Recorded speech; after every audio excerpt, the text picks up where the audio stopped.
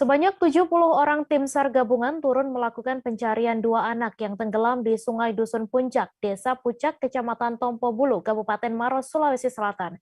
Pencarian korban telah dilakukan sejak Selasa siang 11 Januari, namun sempat dihentikan pada pukul 19 waktu Indonesia Tengah karena kondisi yang sudah gelap. Untuk info selengkapnya akan disampaikan oleh rekan Nurul Hidayah, wartawan Tribun Timur yang kini sudah terhubung bersama kami. Halo Nurul. Halo Mei, selamat siang. Selamat siang Nurul, silahkan dengan informasi Anda bagaimana kronologi hilangnya dua balita di Sungai Desa Pucak Maros ini. Baik Tribuners, kabar menghilangnya dua balita di Sungai Pucak, Kabupaten Maros, Sulawesi Selatan ini membawa kabar duka tersendiri bagi pihak keluarga. Bagaimana tidak, kedua korban ini masih berusia sangat muda sekali Tribuners. Untuk Zakir, korban pertama baru berusia 4 tahun, sementara Faiz baru berusia 5 tahun.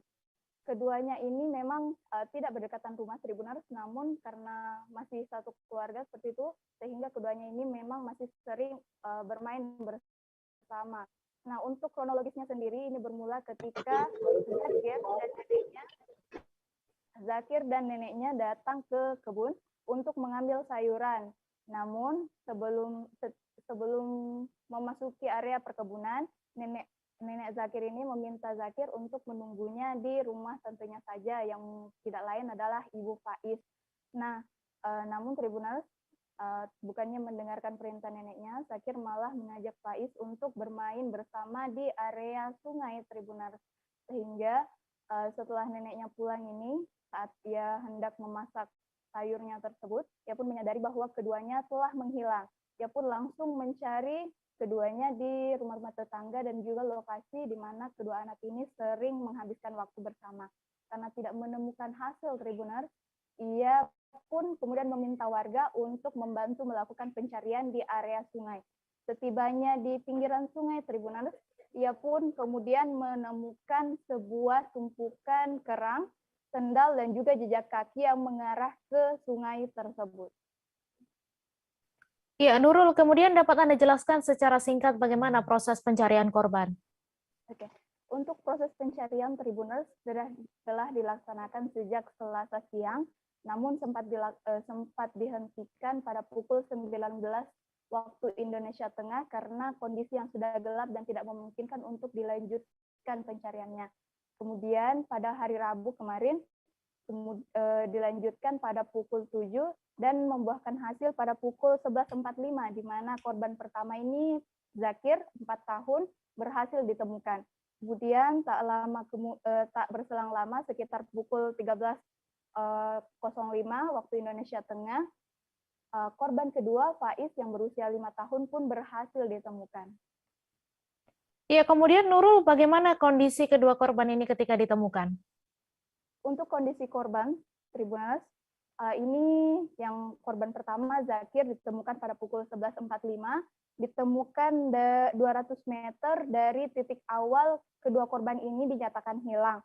Dan untuk kondisinya sendiri ini ditemukan di kedalaman 2 meter dan terjepit oleh bebatuan.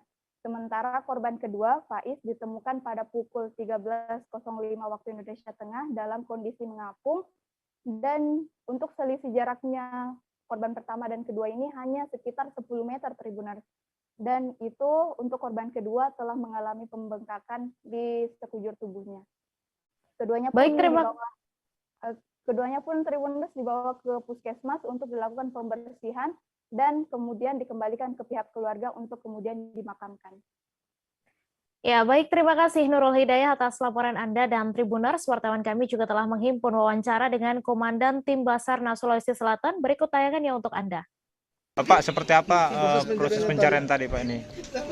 Baik, untuk proses pencarian hari ini kita mulai dari jam 7.00 pagi. Untuk korban pertama, alhamdulillah kita temukan pada pukul 11.45 sekitar 200 meter dari lokasi titik duga korban tenggelam. Korban kedua, Pak? Untuk korban kedua ditemukan pada pukul 13.05, jaraknya kurang lebih 10 meter dari ditemukan korban pertama. Pak, posisi korban saat ditemukan Pak, apakah dia berada di dasar sungai atau di mana?